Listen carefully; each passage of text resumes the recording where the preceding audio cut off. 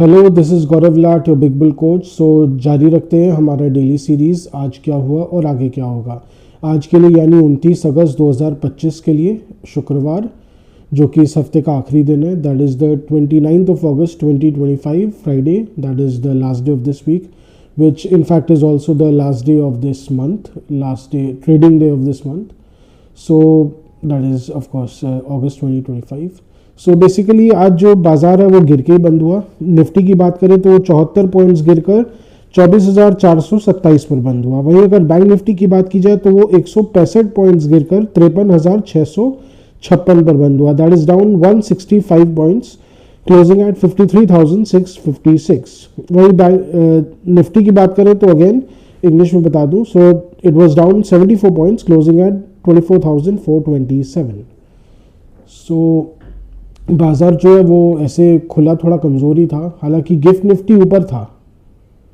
Gift Nifty वैसे बढ़ने की फिराक में था बिकॉज कहीं ना कहीं यूएस मार्केट से क्यूज थोड़े अच्छे थे। उसके अलावा सेलिंग एग्जॉशन के एंटिसिपेशन में भी कुछ तो बढ़ा हुआ था और बाकी वगैरह वगैरह फैक्टर्स। पर कहीं ना कहीं जो जिसको बोलते हैं ना बिकवाली, तो बाजार पे हावी थी। सो प्री ओपनिंग ने गिफ्ट निफ्टी से इनकार किया और वो थोड़ा कमज़ोरी खुला। हालांकि बाजार को लिफ्ट अप करने की पूरी कोशिश की गई। अगर आप चार्ट्स में देखें तो सुबह के सेशन में बाजार को किसी तरह 24,500 के ऊपर सस्टेन करके एक रिकवरी लाने की जैसे पूरी कोशिश की गई, पर अगेन वो सक्सेसफुल नहीं हो पाया बिकॉज कहीं ना कहीं हमें मालूम ही है कि बहुत ज़बरदस्त एफआईएस सेलिंग चल रहा है। एक नया वेव्स आ गया एफआईएस सेलिंग का और वो एकदम चलते ही रहता है। जैसे पूरा दिन लोग बेचते ही रहते हैं, डीआईएस खरीदते रहते हैं।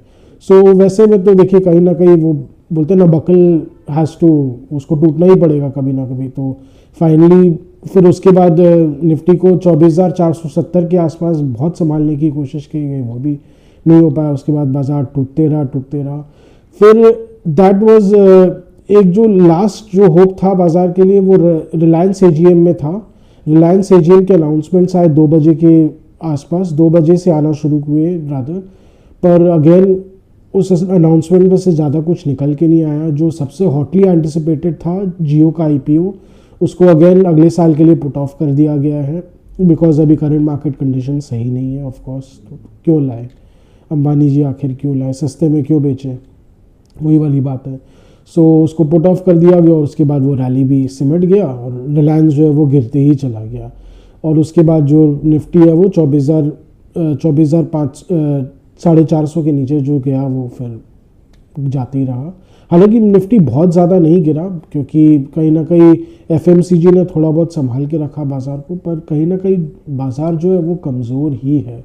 Fundamentally it's weak because US tariffs का बहुत ख़राब असर पड़ेगा ओवरऑल सेंटिमेंट पे, इकोनॉमी पे। हो सकता है इमीडिएटली बहुत मेजर इम्पैक्ट ना भी पड़े। हालांकि ग्रोथ में 1% का इम्पैक्ट पड़ेगा ज़रूर, नो डाउट, क्योंकि बहुत सारे जॉब लॉसेज हो सकते हैं, ट्रेड डाइवर्जन करने में भी टाइम लगेगा। पर जो मार्केट अपॉर्चुनिटी लॉस है वो तो लॉस है, वो तो मेजर लॉस रहेगा ही रहेगा।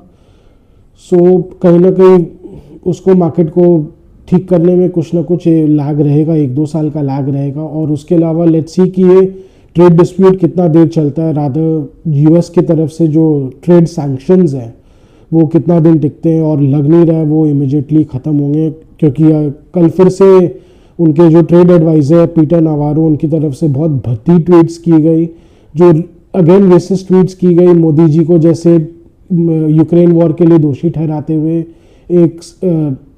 एक saffron clad Modi ji meditate करते हुए पीस का और दूसरे तरफ से वॉर को सपोर्ट करते हुए।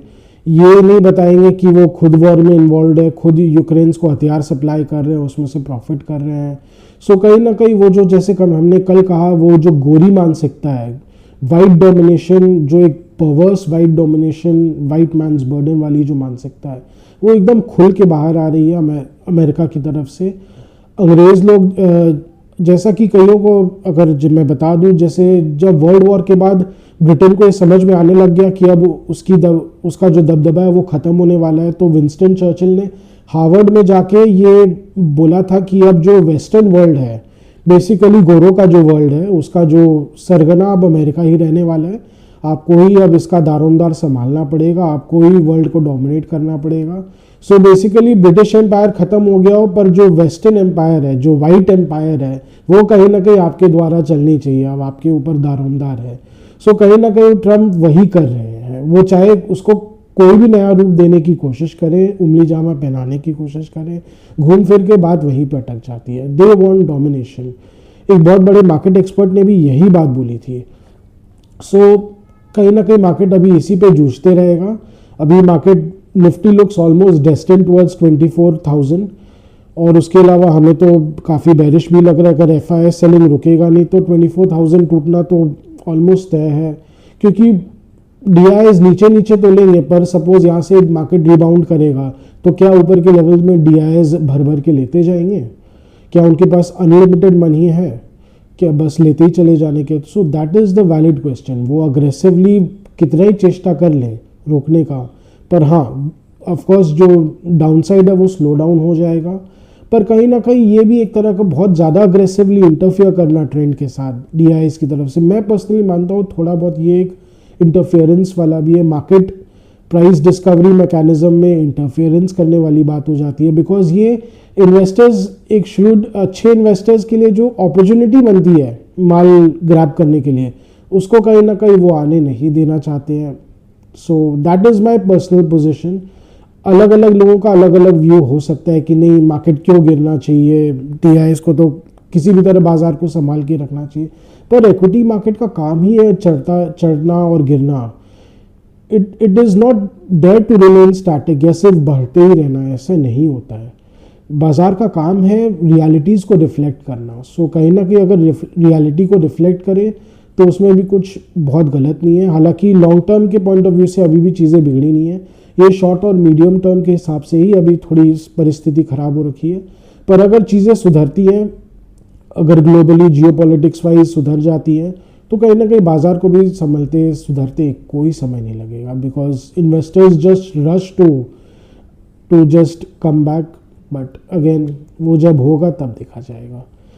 सो मिड कैप्स और स्मॉल कैप्स में आज उतनी कोई खास बिकवाली नहीं देखी गई। जो दोनों ही जो मिड कैप और स्मॉल कैप्स के जो मेन इंडाइसेस हैं, मिड कैप 100 और स्मॉल कैप 250, वो दोनों आज ठीक ठाक ही थे, बहुत मार्जिनल लॉस के साथ बंद हुए। सो मिड कैप्स और स्मॉल कैप्स में तो अभी फिलहाल कोई वैसी बिकवाली नहीं है, पर अगर मार्केट ख़राब रहेगा तो इनमें भी प्रॉब्लम आ सकता है, नो डाउट। कितना सेल ऑफ आ सकता है वो तो आने वाला वक्त ही बताएगा, पर मार्केट ख़राब रहते तो मिड कैप 100 स्मॉल कैप्स में भी 3 से 5% के सेल ऑफ आ सकती है। ये बहुत नॉर्मल है ऐसे हालात में। सो इसमें कोई पैनिक वाली बात नहीं है। Again that is a buying opportunity for many fundamentally good stocks. So those who are looking to buy into the market just wait, और बहुत मार्केट टूट जाए तो ETFs खरीद लें, इंडेक्स ETFs हो या म्यूचुअल फंड्स हो। जो मिड कैप्स खरीदना चाहते हैं तो उनके लिए अपॉर्चुनिटी आ सकती है, तो अपॉर्चुनिटी आएगा। या स्टॉक स्पेसिफिक जो लोग खेलते हैं वो अगेन वेट करें, बाजार में स्टॉक स्पेसिफिक अपॉर्चुनिटीज़ आएगी ही करेक्शन के कारण, और हमारा काम ही रहेगा जब करेक्शन होता है, ढंग की अपॉर्चुनिटीज़ आती है तो आपको वो खबर करना। So thank you. आज का डेली व्लॉग यहीं तक रखते हैं। आशा करें कि आपको हमारी डेली व्लॉग्स अच्छी लगे। Do like, share and subscribe to our channel. Do hit the bell icon for regular updates on our videos. Do comment on our videos or give suggestions, that really helps us improve. And उसके अलावा any stock specific views or queries required by you, again please comment on our videos, या just you can write to us, comment कीजिए। we will always help you in any way possible we find. So thank you for now.